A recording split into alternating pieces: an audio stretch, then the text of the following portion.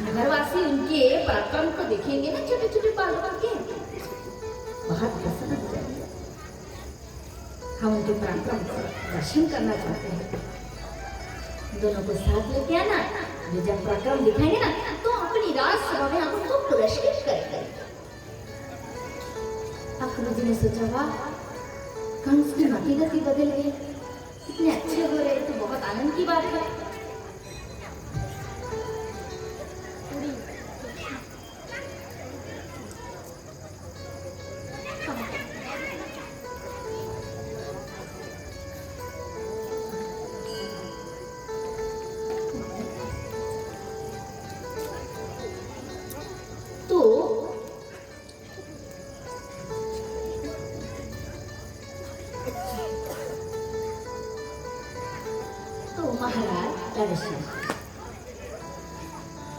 अक्रूर जी बहुत प्रसन्न है, हमारे देश के राजा परिवर्तन हो रहे हैं, इनके मन में धार्मिक चीजों के प्रति श्रद्धा बढ़ रही है। अक्रूर जी वो रात तो मथुरा में बिताए। दूसरा दिन सवेरा हो गया तो एक बड़े से सोने के रथ पर बैठकर अक्रूर जी वृंदावन की ओर प्रस्थान किए। अक्रूरा हपिजा तांग्रात्रि मधुपुरयो महावती वशिष्ठारथमस्थयो प्रियो नंदो गोकुलम गच्छन् पथि महाभागो भगवन्तं प्रदिक्षणे भक्तिं परामुपगता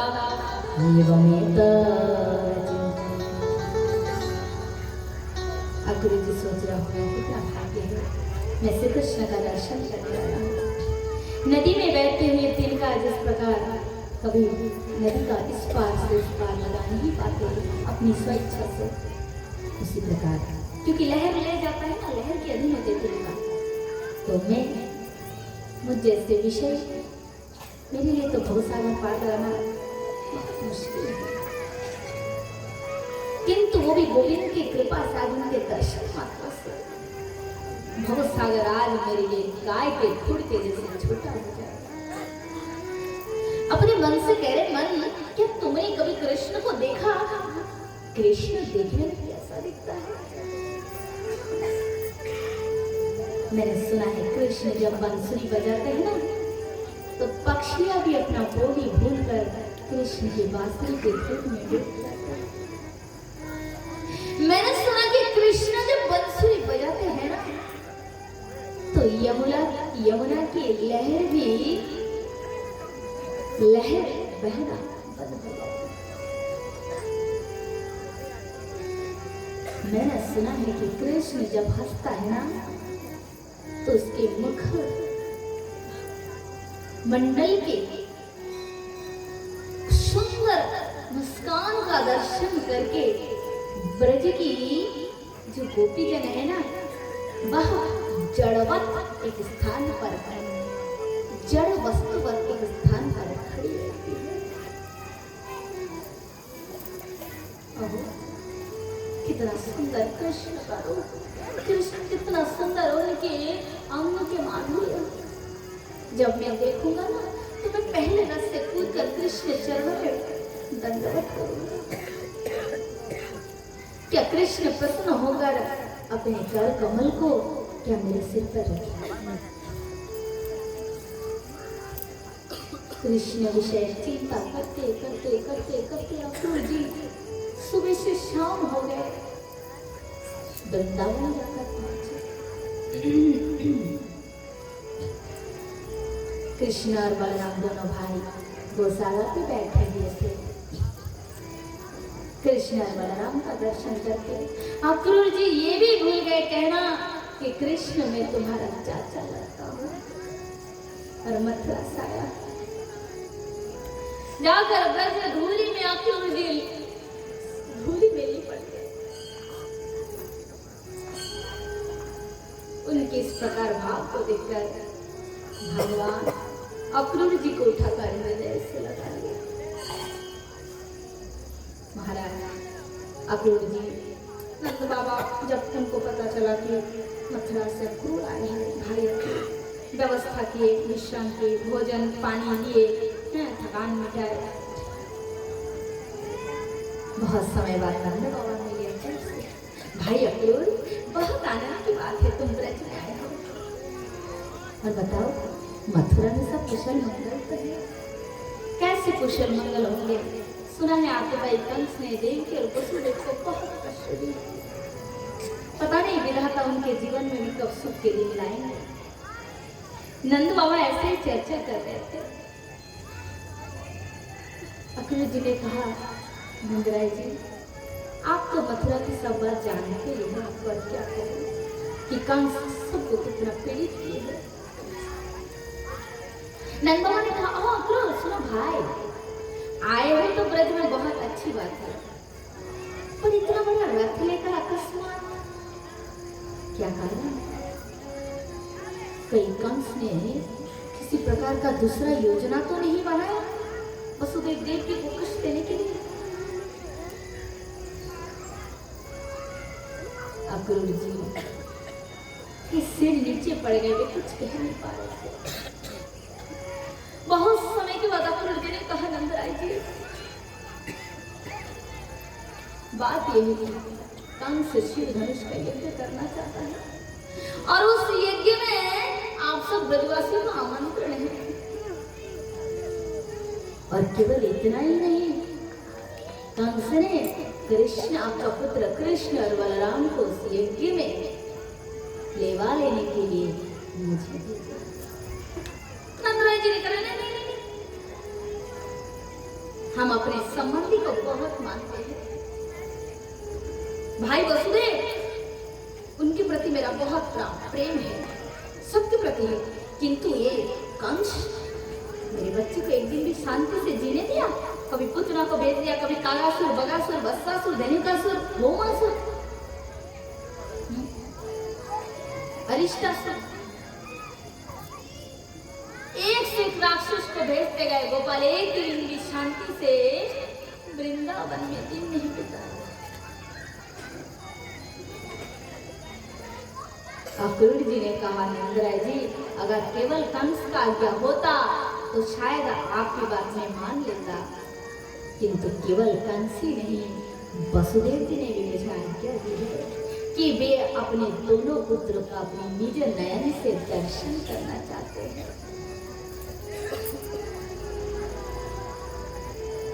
नंद बाबा कहते, दोनों पुत्र मतलब?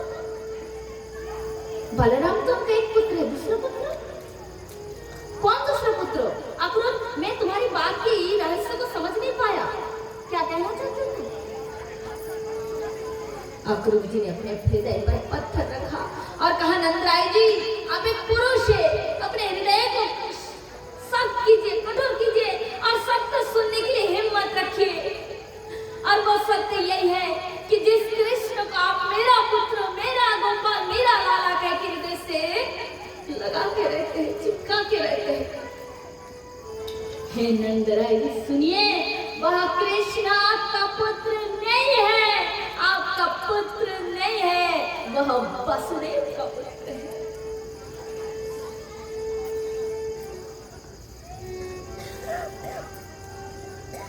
नंद बाबा जोर से चित्कार किए, अक्रूर, आज अगर तुम्हारी जगह दूसरा कोई होता तो मैं उसे इसी क्षण इन हाथों से मार देता। तुम्हें ध्यान भी है? तुम क्या कह रहे हो अक्रूर? अरे कृष्ण हमारा प्राण है, हमारा जीवन है कृष्ण। इन्हीं हाथों से मैंने अपने गोपाल को बड़ा किया अक्रूर। और वसुदेव, वो तो सत्यवादी है, कैसे कह दिया वसुदेव कि मेरा कृष्ण उसका पुत्र है?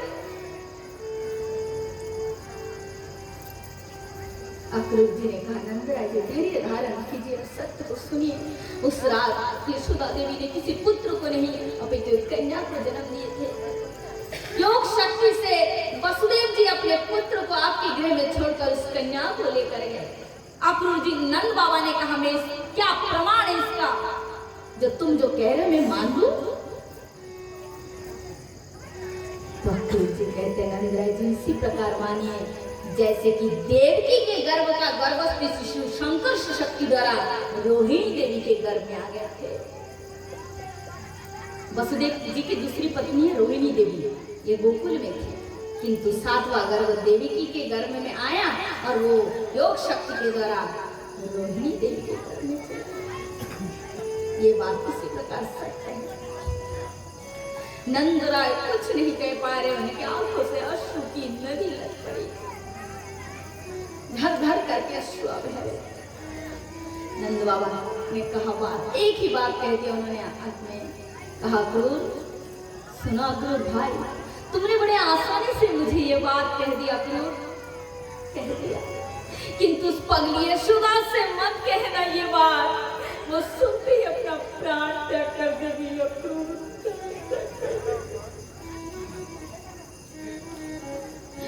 मैया को जब पता चली कि अक्रूर लेने, मैया ने बोले साफ नहीं, मैया ने बोले नहीं हो सकते।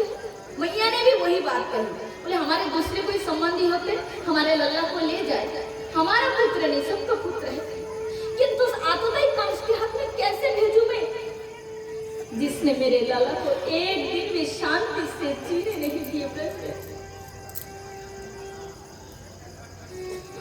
कन्हैया ठाकुर जी ने सोचा मैं चुप यदि रहूंगा तो मेरी आगे की लीला संपन्न नहीं हो पाएगा। गोपाल ने कहा मैया सबरी लल्ला जा रहे मां नगर उत्सव देखने, मैया क्या तेरे लाल को इच्छा नहीं होती कि बेबी नगर जाए, नगर के उत्सव देखे? मैया कितने दिन अपने आंचल में ऐसे मुझे बांध कर रख देगी मैया? माँ यशोदा हिचकी ले लेकर रो रही है। एक और पुत्र की वात्सल्य, पुत्र की रक्षा की चिंता है माँ को, और एक और अपनी ममता। माँ यशोदा कुछ भी नहीं बता पाई। रात 12 बजे तक माँ यशोदा खम्भे में सिर लगाए रो रही है कि कल मेरा गोपाल मथुरा चला जाएगा।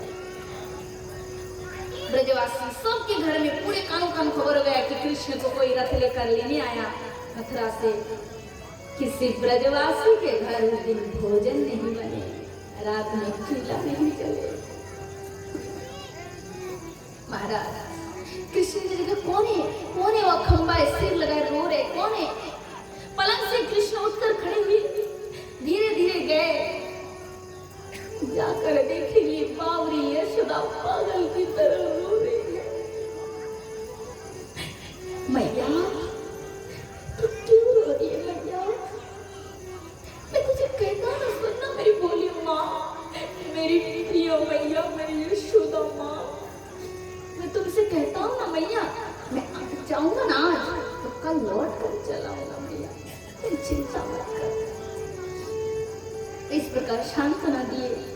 रात बीत के सवेरा हो गया, भोर हुआ। कृष्ण भगवान बलराम जी के संग अपने सवेरे का जो नित्य कर्म स्नान आदि करके वस्त्र आभूषण से सुसज्जित हुए। इधर कंस का आदेश था, राजा कंस का आज्ञा एक भी उल्लंघन हो तो वो सैनिक द्वारा वृंदावन वासियों को, वन को, उनकी खेती को, उनके पशुओं को नष्ट कर देगा, क्योंकि कंस बहुत दुष्ट था, जानते हैं। नंद बाबा कंस की आज्ञा का मान रखते हुए सुबह सुबह उठकर सकट पर दूध, दही, माखन, छना, पूरा सकट गाड़ी जानते हैं ना, उसमें भर के मथुरा की ओर चल पड़े। कृष्ण बलराम जी तैयार होकर जैसे ही नंदा आलय का जो मुख्य गेट है ना, मुख्य द्वार, उसको खोले तो देखा कि हजारों गोपियां द्वार पे आके खड़ी हो गई। गोपियां कुछ कह नहीं पा रही थी, परंतु उनके मुख से कुछ वाणी नहीं निकल पा रही थी, किंतु उनकी आंखों के आंसू सब कहते जा रहे थे। कृष्ण में बड़े बूढ़े जितने गोप है, दादा परदादा, सबके चरण छू कर कृष्ण आशीर्वाद ले रहे, विदा ले रहे। बूढ़ी गोपियों से दादी है ना, कि चाची हो, मामी हो, उन सबको प्रणाम कर रहे, दंडवत कर रहे हैं, बराबर उससे गले मिलके विदा ले रहे हैं। किंतु गोपियों केवल कृष्ण की ओर देख रही है और उनके आंसू कृष्ण को सब कहती जा रही है। क्या कह रही है गोपियां? गोपिया क्या कह रही है कि अहो विधाता कचित दया संजयो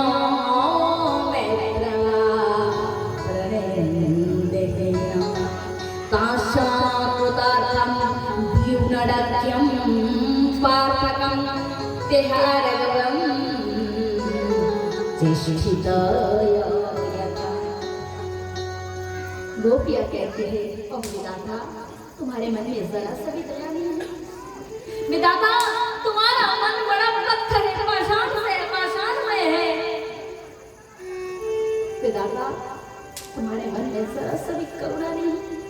तुम एक मनुष्य को और एक मनुष्य से मिलाते हो और वे मिल ही नहीं पाते हैं, एक से एक मिल ही नहीं पाते हैं ठीक से, और उसके पहले ही तुम बिछड़ा देते हो। विधाता तुमने मनुष्य को खिलौना समझा, जैसे बच्चे के हाथ में खिलौना दिया जाए ना, खिलौना कितनी महंगी हो क्यों ना हो, बच्चे क्या करते हैं उस खिलौना को तोड़ देते हैं। बच्चे के क्या गया पर खिलौना तो उसी क्षण नष्ट हो जाता है। और विधाता तुमने मनुष्य को खिलौना समझा। श्री कृष्ण ये पल्लव से हमारा मन जब लग गया, हमने उनको जीवन के देख भी नहीं पाई और इसके पहले तुम हमसे दूर कर गए। एक गोपी तो नाराज होकर बैठ गई, नाराज हो गई, बोले कृष्ण जब तक मुझसे माफी ना मांगेंगे ना मनाएंगे ना तब तक तुम ऐसे बात ही नहीं करूंगी। और एक गोपी कहती अरे पगली नाराज होकर बैठ रही है, नाराज बाद में होना, पहले एक बार जी भर के देख ले, एक बार जी भर के देख ले, क्योंकि फिर कभी देखने का मौका मिले या ना मिले। एक गोपी तो रथ के सामने जाकर लेट गई, बोले मुझे जीना ही नहीं है, मुझे जीना ही नहीं है। और एक गोपी कह रही अरे क्या कर रहे हैं, तेरे सास ससुर जेठ जेठानी सब देख रहे, क्या कर रही है तू। तो गोपी कहती देखने दो किंबा करिष्यति कुलबंधव। जब मन का डोर गोविंद के चरणों से जोड़ दिए, इन परिवारों से क्या भय क्या डर। महाराज समस्त गोपियों से विदा लेकर श्री कृष्ण रात पे बैठकर मां यशोदा के चरणों को पुनः पुनः वंदन करते हुए रात पे बैठकर चल पड़े कृष्ण मथुरा। जैसे कृष्ण रथ पे बैठे मां यशोदा उसी जगह बेहोश होकर गिर पड़ी। मां गिर पड़ी, रथ तो बढ़ गए, आगे बढ़ गए। मां यशोदा को कुछ समय बाद होश आई। मैया ने कहा गोपियों मेरा लल्ला कहाँ है, मेरा गोपाल कहाँ है। गोपी बोली मैया वो तो गए। बुद्धा माता यशोदा रथ के पीछे पीछे दौड़ रहे। अरे नहीं रथ को रोक दो, अक्रूर देख रथ को रोक दो।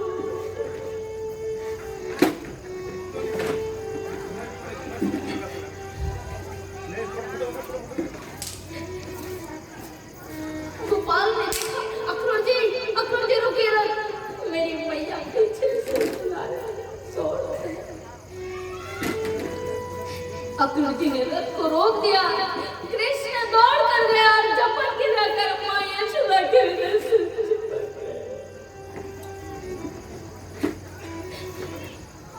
मैया ने बोली गोपाल लल्ला तो जा रहा है, बस अपने बार तुझे एक बात कहने की मुझे कन्हैया, एक बात। लल्ला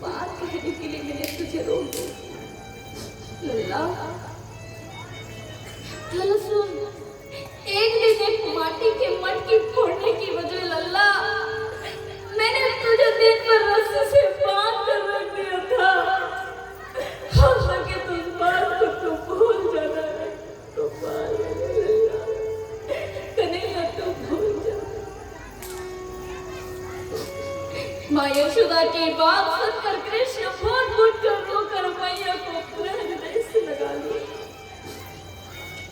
लल्ला ने कहा, मैया मुझे मालूम नहीं मुझे किसने जन्म दिया, परंतु मैंने जब नैन खुल के देखी ना, मैं पहले तुम्हें देखा मैया।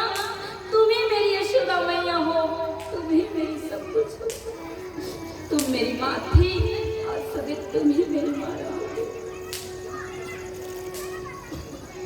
जानतर न बहिरश्व न पूर्वा न पिचा पूर्वा पर जगतीय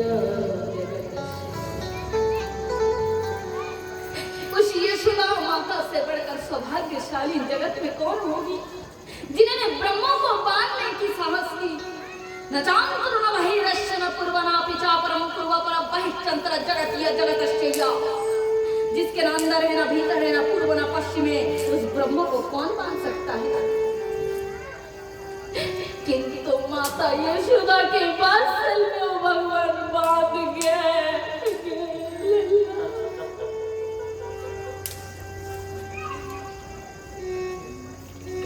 और बांध के दिखा दिया कि मैं सदैव अपने भक्त के प्रेम के अधीन हूं।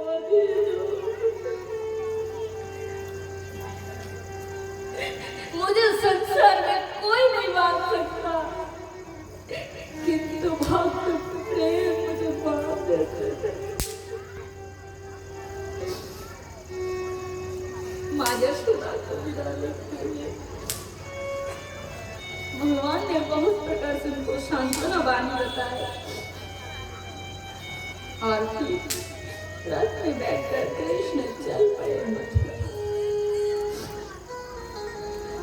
गोपियों ने जब तक रथ की ध्वजा दिखाई दे रहे थे, जब तक रथ में आने वाले घोड़ों की जो खूड़ की आवाज होती है ना, जब तक वो कान में सुनाई दे रहे थे और जब तक रथ की पहियों की ध्वनि कान धूल उड़ रहे थे, गोपियों ने सोची कि शायद कृष्ण लौट कर चला आएगा। हमारे प्रेम में प्रेम की गहराई को जानकर लौट कर शायद कृष्ण चला आएगा, परंतु कृष्ण लौट कर नहीं आया।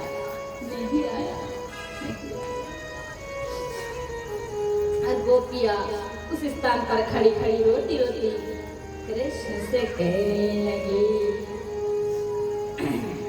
क्या ओ तेरे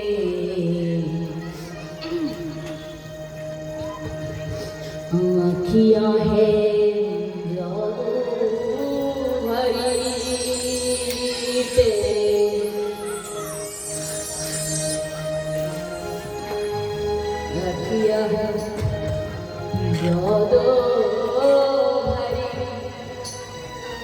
बिहारी में तो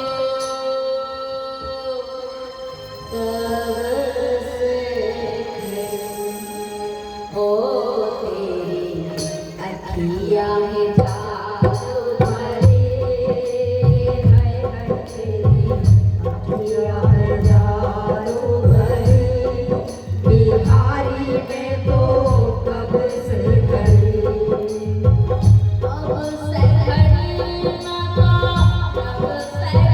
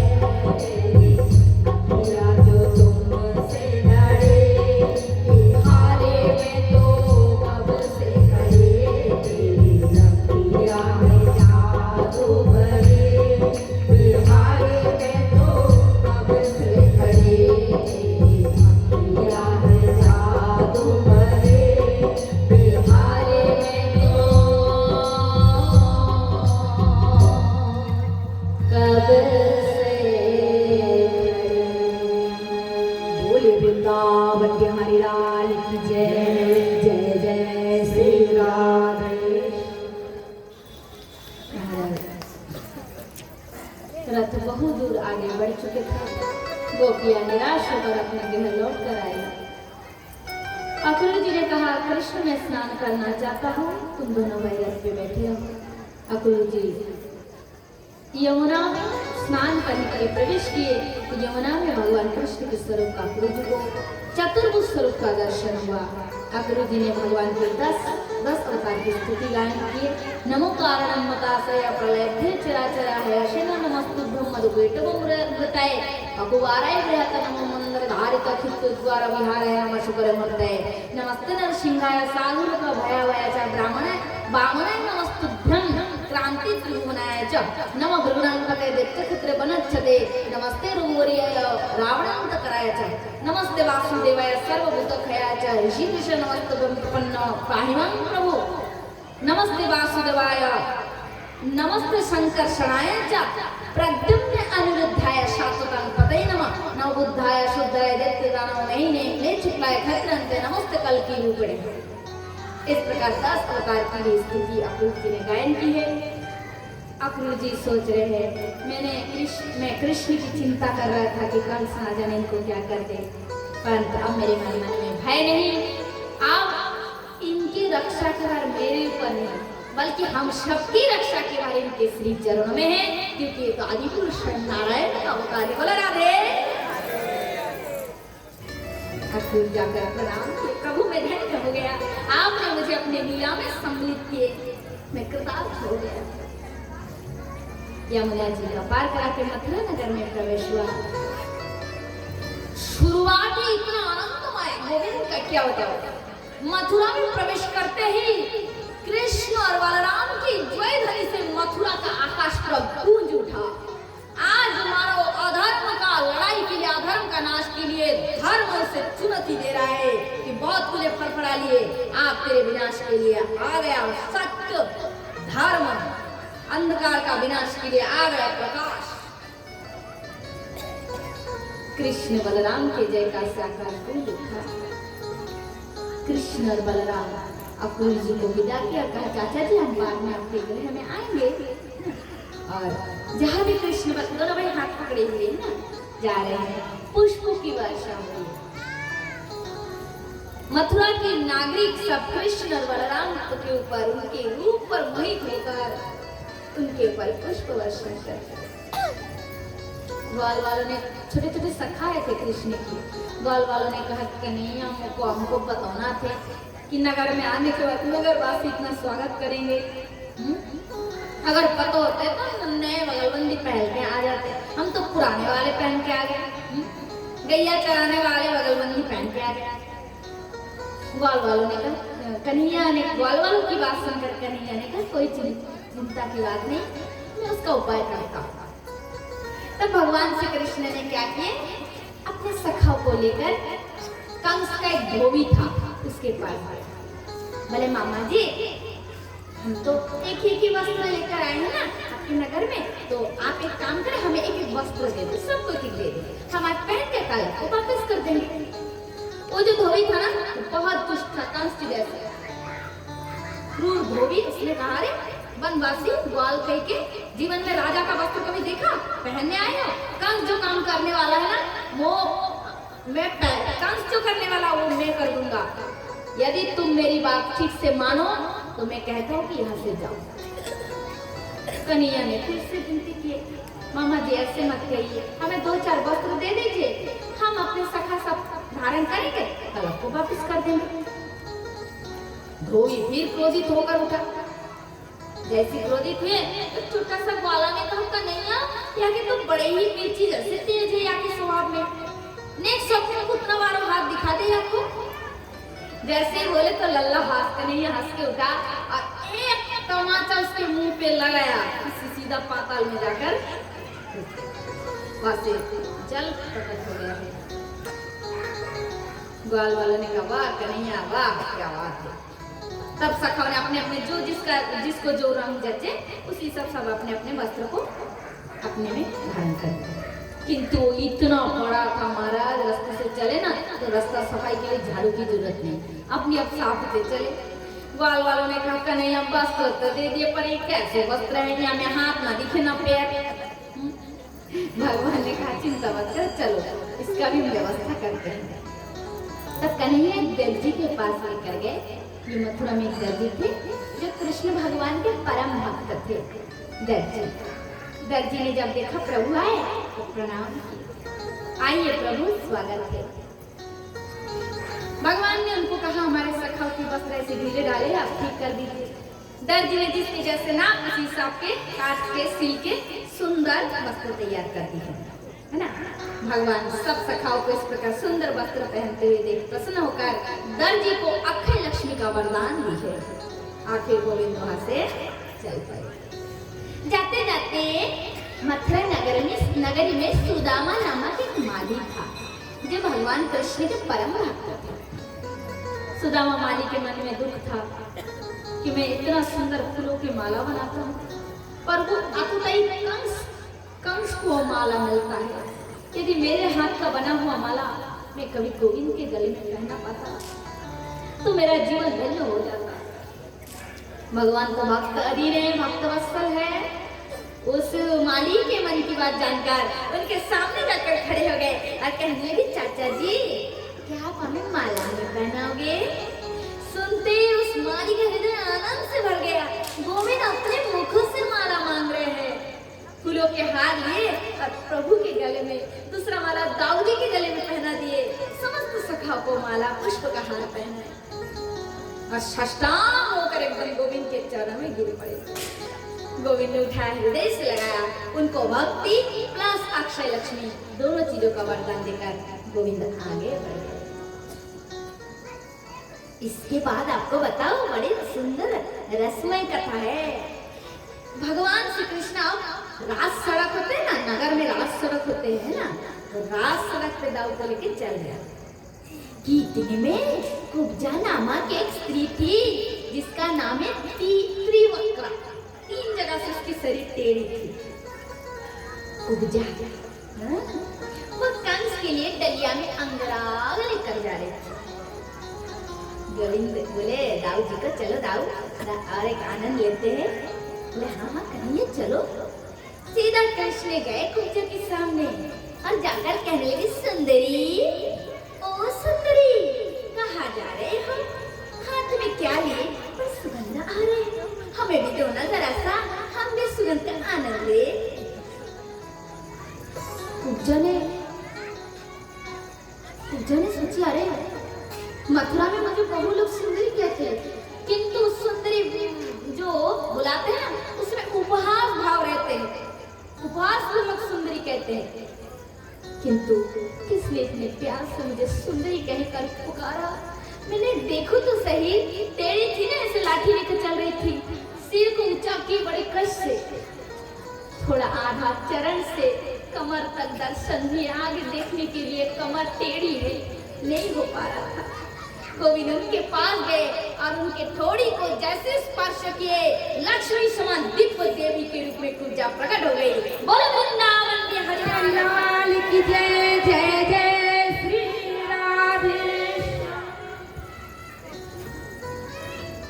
अब जैसा रूप वैसा स्वभाव ऐसा व्यवहार, अब व्यवहार स्वरूप के अनुसार सब बदल गए। सुंदरी पद्ममुखी कुब्जा कृष्ण की ओर देखी और कहा, प्रियतम आपके श्री चरण में अंगराग लगा देते हैं। कहकर सुंदर चरण में अंगराग लिपट के है कुब्जा ने कहा, चलिए प्रियतम हमारी कुटी में। भगवान कन्हैया थोड़ा मुस्कुराए बलराम जी की ओर देखकर और कहा, हाँ क्यों नहीं आएंगे, पर अभी नहीं देवी, जब उचित समय होगा तो तुम्हारे कुटिया में अवश्य हम सेवा ग्रहण करने आएंगे। कुब्जा की थोड़ा आपको कुब्जा के विषय में और थोड़ा आपको परिचित कर देते हैं। ये जो कुब्जा है ये पूर्व जन्म में रावण के बहन शूर्पणखा थी। शूर्पणखा क्या कही थी राम को देखकर? रावण की बात, तुम समपुरुष नम समनारी, ये संजोग विधि रचा विचारी। एक तो विधवा थी और ऊपर से कह रही मैं कुंवारी हूँ और तुम्हारे समान पुरुष ने, मेरे समान नारी ने, ये विधाता ने हमारे संजोग को अपने हाथों से रचाया है। इसलिए हे राम तुम हमें विवाह कर दो।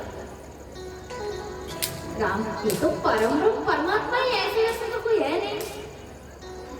वे सब जानते हैं भगवान श्री राम। उन्होंने कहा देवी, कोई नारी प्रेम प्रस्ताव को दे तो उसे स्वीकार करना पुरुष का धर्म होता है, परंतु इस परिस्थिति में फिर भी मैं अपने प्रेम प्रस्ताव को स्वीकार नहीं कर पाऊंगा, क्योंकि मैंने पहले ही एक पत्नी व्रत धारण किया, एक से ज्यादा मैं विवाह नहीं करूंगा।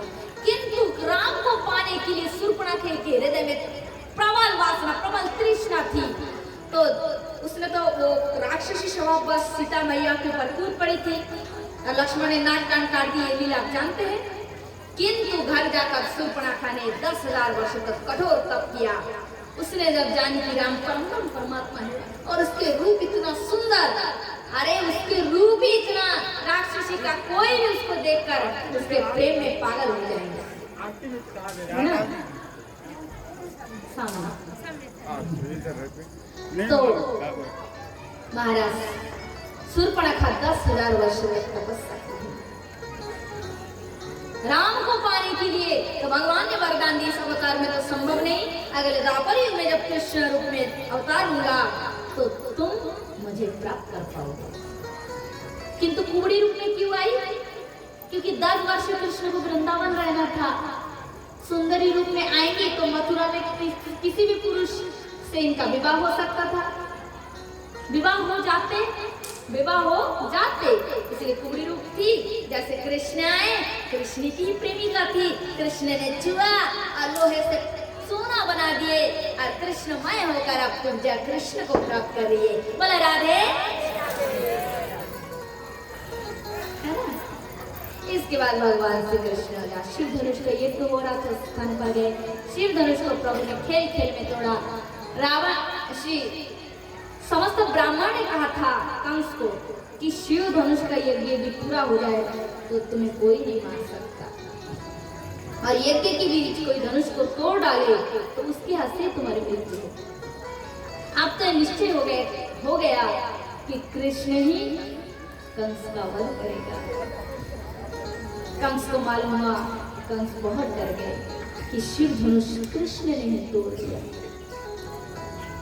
मथुरा में एक हाथी था जिसका नाम है कोयला पिया, पागल था, ऊपर से मदिरा पान करा दिया गया और कहा जाओ तुम जाके कृष्ण का विनाश करो।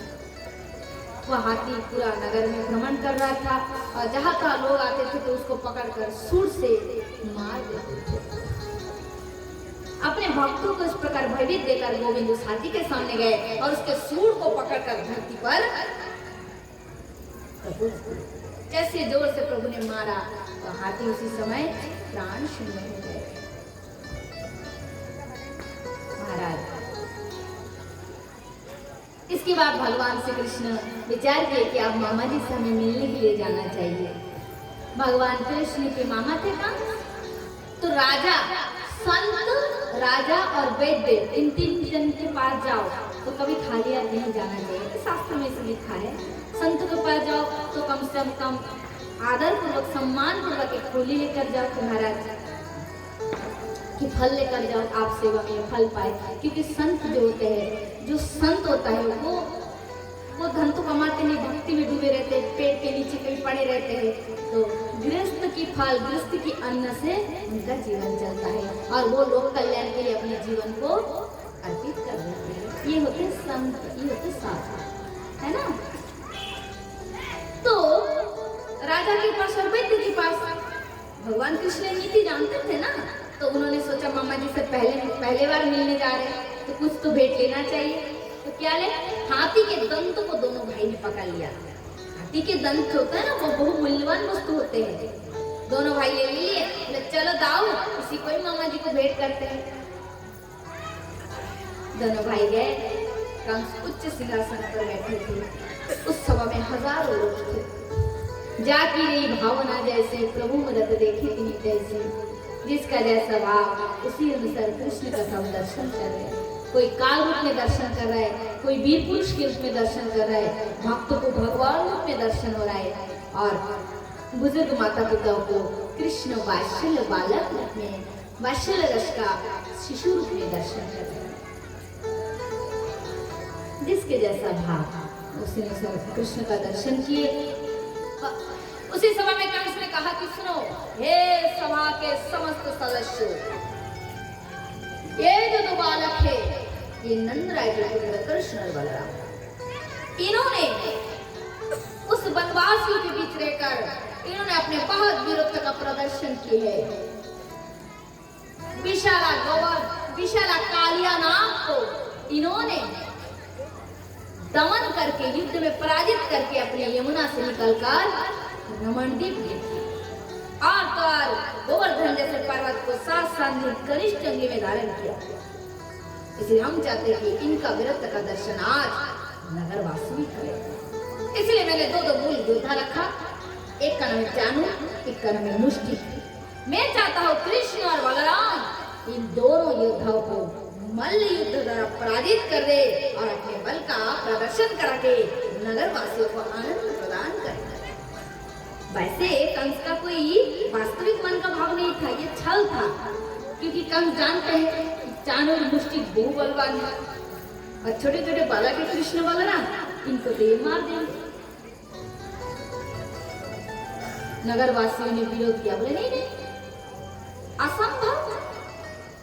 मल्ल युद्ध के लिए नियम होता है कि मल्ल युद्ध में दोनों पक्ष, दोनों वीर समान होना चाहिए, समान उम्र वाले, समान बलिष्ठ होना चाहिए। कहा ये बालक और कहा ये एक युवा, जोड़ी कैसे होता है इनका? ठीक से जोड़ी नहीं हो पा रहा है तो कैसे युद्ध होगा? ये सुनकर कंस ने सोचा, अरे मैंने जो योजना बनाया नगरवासी सब तो तोड़ देंगे, ये कृष्ण तो फिर धीरे धीरे मेरे पास आकर ही मुझे मार डालेंगे। कंस ने कहा सुनो, अगर ऐसी बात है तो सुनो, वीर का, वीर पुरुष का, वीर जो शक्तिशाली वीर होते ना, उनकी कोई आयु नहीं होते हैं, वीर तो पैदाइश शक्तिशाली होते हैं।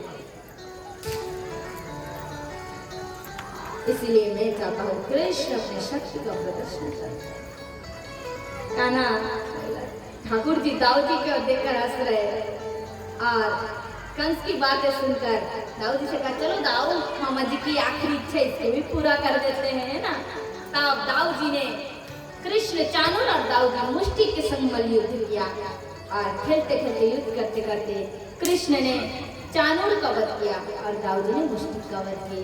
अंत में कृष्ण दौड़ कर गए, बहुत ऊंचे थे कंस, राजा कंस का सिंहासन। प्रभु दौड़ कर गए और कंस के सिर के बाल को पकड़कर उसे धरती में पटक दिए।